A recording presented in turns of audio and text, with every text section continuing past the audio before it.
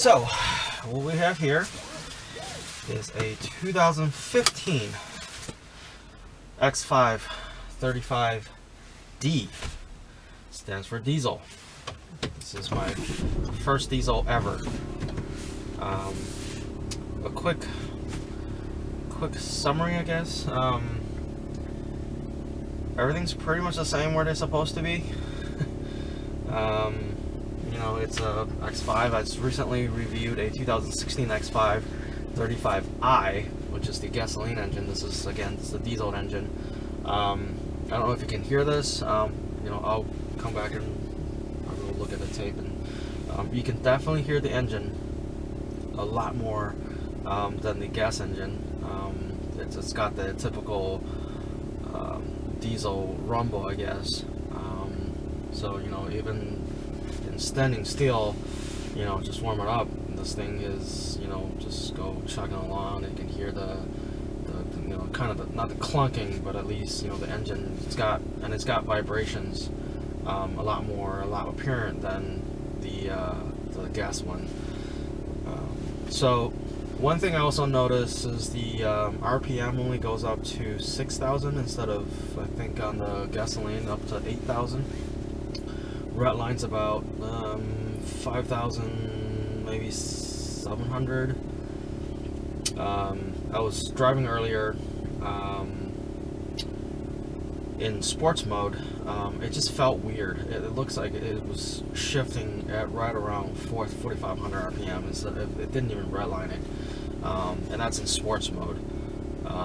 So it definitely drives differently than the gasoline engine. So what we're going to do is we're going to, you know, I'm actually driving to work, and, you know, we'll have sort of a, you know, during drive review type of thing. And like I said, overall everything is pretty much the same in this X5 and the previous one that I reviewed. Interior wise, it's pretty much the same. This one has a black leather instead of white. Steering wheel is still pretty light, and you know, it's got the same amenities and features and whatnot in this car than anything else. Definitely has the diesel sound, that's for sure. Not quite sure how that fits with the X5. You know, especially after driving the last one, you know, I definitely noticed that the latest generation X5 are geared more towards luxury, comfort, and I would assume that, you know, people who buy X5, you know, who spend about $60,000 or, you know, towards you know, $70,000, $80,000, wouldn't really want to listen to engine, you know, such as this. But then again, you know, people, for those that are sort of environmental conscious, you know, they will probably still consider a X5 diesel instead of petrol or gas engine. The other thing I noticed is the diesel definitely had a lot more pickup. As you can see it on the display, the sports display. In the gasoline engine, the power, it has the same dial. Torque, however, in the gasoline engine, I believe only goes up to 350 or maybe a 320 as well. In the diesel, the dial actually goes up to 480, so it's got a lot more torque. I think, I don't know for sure, but I think this one's also turbo charged. So it doesn't have as much power, I don't think. I think it's somewhere, you know, probably about, you know, 240, 260-ish maybe. But it definitely has a lot more torque. And acceleration from standing still is definitely a lot quicker. You have, feels like it has better throttle response. You don't get that turbo lag as much as you do on the gasoline engine, so that's a plus. The issue that I can see is, you know, again, not a lot of X5 owners would, you know, floor the gas, you know, right off the line and drag racing other cars. So that, you know, may or may not defeat the purpose. But, you know, if you're more environmental, environmentally friendly, then a diesel would be a consideration, and that's probably one of the reasons they have this. And I do believe there is a 40D as well that has the M badge, which has bigger engine. I believe it's actually twin turboed instead of a single twin squirrel. So it's twin turboed. It's got decent amount of horsepower, comparatively to the VA version of the X5, the 4.4 liter. I don't really know the engine specs on the larger diesel or the other diesel model. I know that it's got a lot more power, a lot more torque. It's more almost in line with the standard X5 AM, because the amount of torque you have out of the diesel engines. I would say those things are definitely a lot more fun to drive.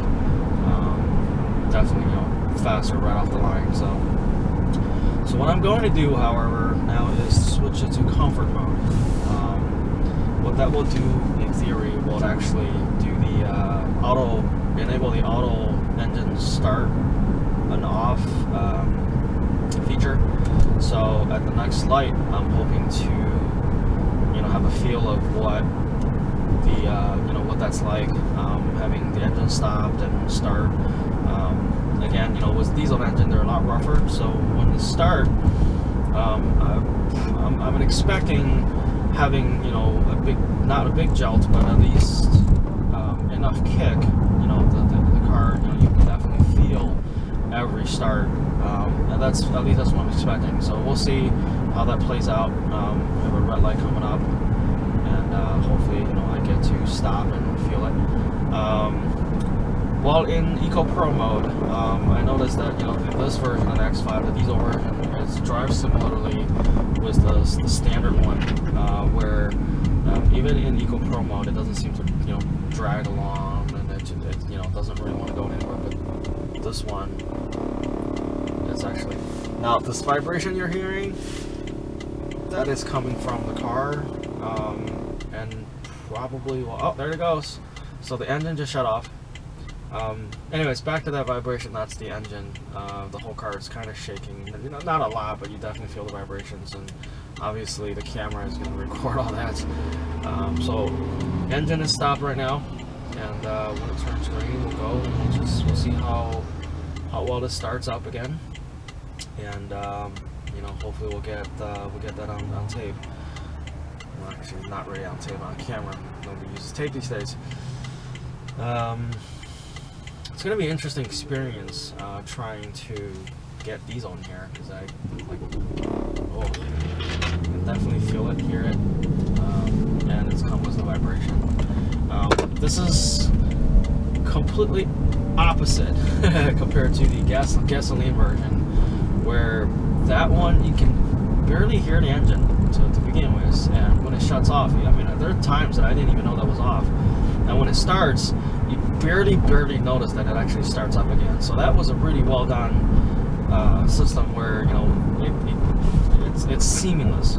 So this one, for sure, it's off, it's on, and when you push it hard, I'm actually going to go into sports mode the next block or two, and then we'll definitely see how it plays. So that's a lot more kick. When I first got the car at the loaner, I saw the 35 in there, so I thought, oh, it's another 35i. I actually originally thought it was the original, the other loaner that I had, and then I look at it a little bit more and I drove it. I'm like, wow, this engine has a lot of noise coming out of it. It's definitely not the same one. And then I realized that the car had different seats and whatnot, and back to comfort mode.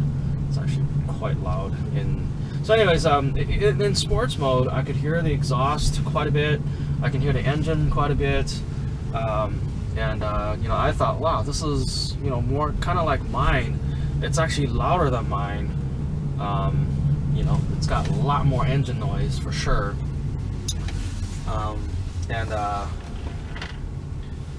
And then I start looking at it, I'm like, oh, it's 2015. I didn't really pay a lot of attention to the actual model number, so I know that it's 2015. I'm like, okay, so it has, more people sitting in here driving, so maybe the engine is not quite as smooth as when it's brand new. It's got 16,000 miles on the clock, so it's just actually not bad, considering 2015. It's got some miles, decent miles. So I'm like, wow, this engine's really loud for 16,000 miles. So I looked at it. The Keith tag on it actually says 35D, and then I realized, oh, it's a diesel. So that pretty much confirmed my thinking of this engine's louder, and obviously diesels are a lot louder. I mean, granted, it's not as loud as we hear from like a old semi truck or whatever. You don't have that knocking or type of vibrations or engine noise, but this is still quite a bit noticeable, especially when I first start getting in the car. I'm like, wow, this is actually kind of loud.